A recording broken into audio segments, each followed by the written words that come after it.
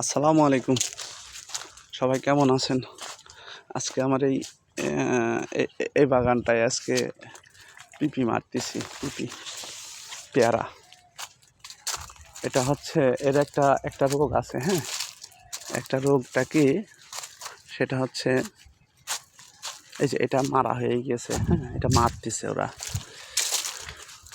এটা রোগ হচ্ছে, এই দেখেন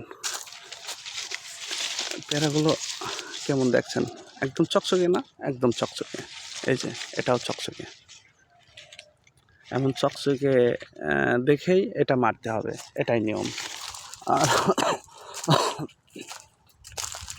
আর কিছু গাছ, এই যে এটা দেখেন। হ্যাঁ, এটা এই যে দেখতে পাচ্ছেন কি না?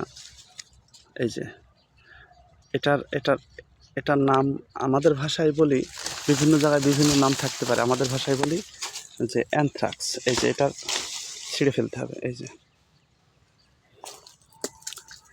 যে এগুলো বাদ দিয়ে পিপি মারা চলছে, আবার নতুন করে পিপি মেরে। এই যে অ্যানথ্রাক্স,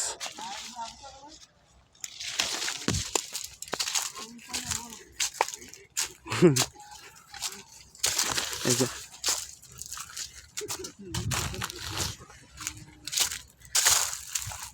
এই অ্যানথ্রাক্সগুলো সব ফেলাই দিও। হ্যাঁ, কি অবস্থা, কেমন যাবেনি? এই যে আমাদের সেই সজীব, এই যে কাজের সময় ডিস্টার্ব কি, এই যে আমাদের এটা ইয়াং জেনারেশন। এই যে ইয়াং জেনারেশন। হ্যাঁ, ইয়াং জেনারেশন।